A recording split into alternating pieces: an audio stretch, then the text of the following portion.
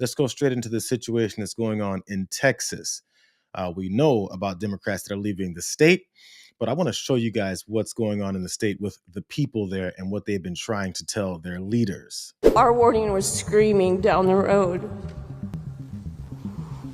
That was our warning. Our confidence has been shaken by the lack of coordination, chain of command glitches, and time taken to issue a code red, as well as the lack of the warning system and on that was discussed earlier.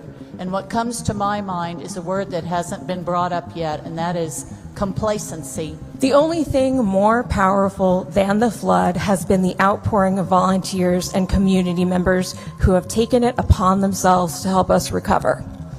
Assistance and prompt guidance from our local government regarding our rebuilding efforts have been non-existent. I have met no local county officials in Hunt or in my neighborhood, nor have I encountered anyone from the state.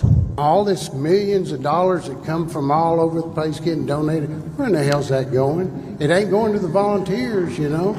I mean, where? You know, my God, I got volunteers. I got the time they showed up and the time they left, and I can't afford to pay them. But they did it out of the kindness of the heart. All that money is going to some politician's slush fund somewhere. The president and the governor sat here in this building promising that we would have every resource that we need to rebuild. And the very next Monday, the first thing our county judge put on the table was an 8% property tax hike. I'm a volunteer, and like many others, friends, neighbors, and strangers from across the state, we showed up because help was needed. By the time government entities were seen on the scene, we had already recovered bodies, coordinated supply chains, brought in heavy equipment, served hot meals, provided medical care, and tried, often unsuccessfully, to get help across a broken bridge. Volunteers were threatened with arrest for attempting to deliver supplies to areas that needed them. I do not believe there is a proper structure of who is in charge, and there is no clear indication of what power can be executed by whom. We are all exhausted by trying to figure out who's in charge, and we are all exhausted by the abuse of power. Through it all, help did not come from official channels. It came from volunteers, contractors, nurses, teachers, business owners, off-duty responders, parents.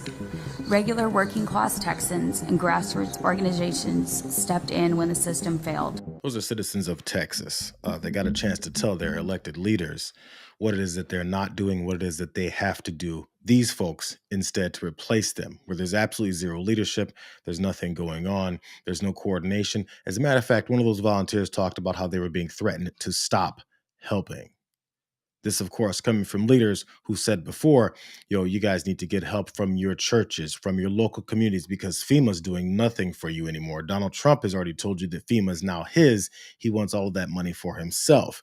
And the trauma and the disaster and the fatigue that these folks are feeling isn't even just start and ends with the disaster, but also continues on with the lack of response from leadership. At the time that Texas flood happened, I want you guys to remember what Mike Johnson had to say about what it is that leaders from state to federal leaders could do about it. State and federal resources have just poured into that area. Is there anything more that can be done congressionally, legislatively to help these folks? In a moment like this, we feel just as helpless as everyone else does. I've talked to my colleagues there in Texas, Chip Roy and August Pfluger, whose families, that's Chip's district. August's daughters were at the camp.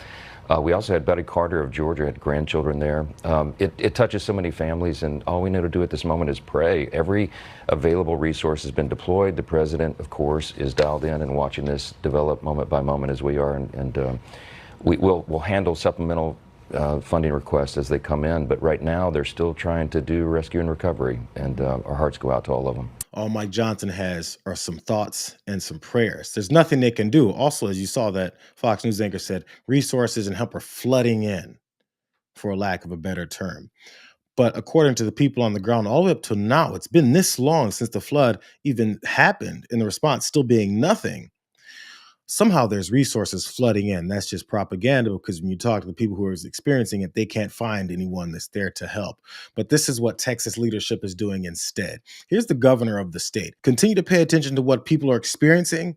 Republican, Democrat, or Independent in the state of Texas, and this is what leadership has to say, and this is what they're actually working on. You said in your statement that you put out today to all of them, in a letter to them, you said, in addition to abandoning their offices, these legislators may also have committed felonies. What is the felony? What are the penalties for this?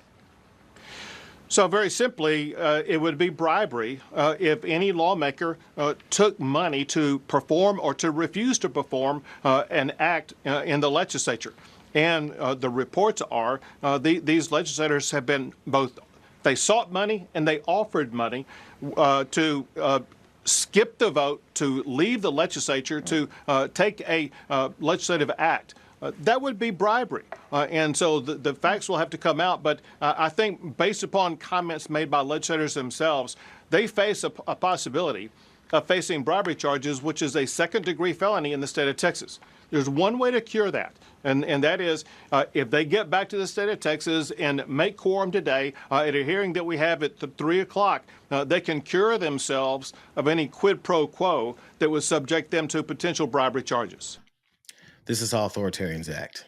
Completely ignoring the will of the people, completely ignoring the problems that they're faced with because of the disaster that this administration, along with this entire party, has set upon them. And instead, he's focusing on bringing up these random charges against Democrats who are trying to keep them from making sure they add 5 seats so they can continue to ignore constituents. When is Governor Greg Abbott, who stuttered his way through that bullshit line, going to finally do something for the people of his state?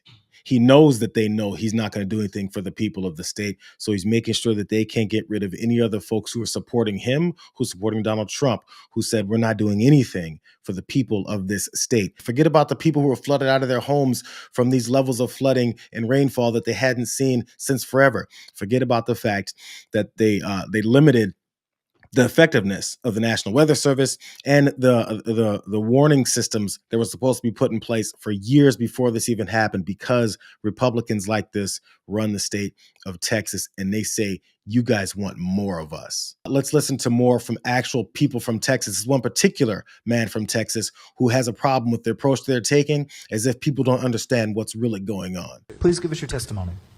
I drove here 3 hours to get here. I came from Abilene, Texas. And if I'm willing to drive 3 hours to come here and talk, I'm going to ask you to get off your phone and listen to what I have to say. You got a call from Donald Trump. He told you to go find 5 seats. No, he got asked, how many seats? He said 5. He was asked on the news. You say, we don't have any maps. Well, how in the hell does Donald Trump know he's going to get 5 seats? I bet you anything there's maps that are there. This is ridiculous. A man a few days ago was arrested because he spoke too long at the lectern. He spoke too long, and y'all said, oh, he had to be arrested because he broke the rules. How many of you are going to get arrested for breaking the rules of mistreating the citizens of this state? You're breaking the rules. We are the citizens of this nation. We're the ones. It's supposed to be bottom up, not top down. I'm going to say this one thing to you. You know it's wrong. In your heart, you know it's wrong. Of course they do.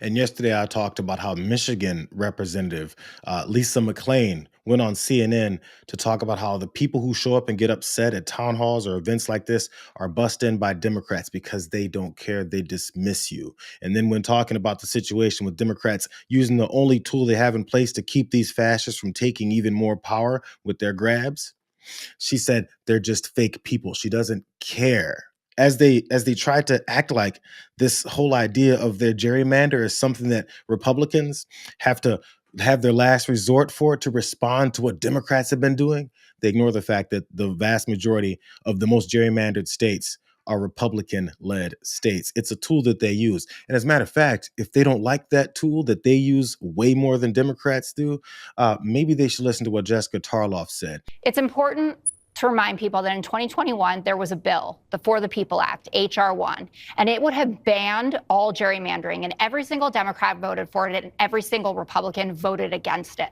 Republicans want it this way. They want to use this to their advantage, and of course, there are some states, if you can do it, why wouldn't you get as many seats as possible? But the way in which Abbott is going about this has made people, even like Eric Holder, who runs an organization that is fundamentally against this, change his tune, because the California proposal, and Newsom has been out front on this as well, only has this happen for a few years. So it will go back to normal cadence, and the independent commissions will come back into play. But if you don't fight fire with fire, what are we supposed to do? In a midterm, you're supposed to pick up seats. So we're supposed to just sit there and take it like this? It's just facts. She goes on to other aspects of Fox News and delivers those similar facts. In case you missed it, this is the fact about what it was when they tried to halt these gerrymandering redistricting plans. And again, she's going to tell you who voted for it and who voted against it. There was a bill in 2021 that all the Democrats supported that would have had a national ban on redistricting in this way, and all the Republicans opposed it. I also heard no complaints from any Republican when Mike Johnson, just a couple weeks ago, decided to abdicate his job to say, actually, Congress isn't in session anymore because I don't want to have to vote on turning over the Epstein files, the bill put forward by Ro Khanna and Thomas Massie. He said, let's go home, rather than talk about the fact that Donald Trump may or may not have been in there. All right. So be equal opportunity in your complaints about fleeing your job. At least they're doing this for a good reason. Martha McCollum couldn't have anything to say. You saw the anchor on the left. She's like, oh, yeah, you got us on that. On the fact that they vote down bans on gerrymandering while they're complaining and claiming that it's all Democrats want and do. Then claiming that they're running away from their jobs, completely ignoring the fact that Mike Johnson, the Speaker of the House, the same guy who said, F those kids after that flooding happened, all I got is a couple thoughts and prayers for you, that he told the rest of his congressional colleagues to take off. In fact, shut down Congress so they don't have to talk about Epstein files anymore, while at the same time claiming that they want all the information to come out about said Epstein files. They tell so many lies, and they flip it on its head when the audience is different, to make it sound like they care about the things that they're actionably making sure they don't care about. It's saying one thing and doing the other. And now in this case, Republicans voted against banning gerrymandering years ago. So if they have a problem with gerrymandering, maybe they should bring up another bill and support it this time. But it's what they use to try and hold on any little semblance of power, so that then Donald Trump can then claim he had a landslide mandate victory in the election, which he absolutely did not, even with the setups that they've been putting in place. It's the Republican Party. It's the reason why people are so upset at them. So next time you talk about someone having Trump derangement syndrome, or you guys just hate them because you hate them, their actions show how much they hate Americans.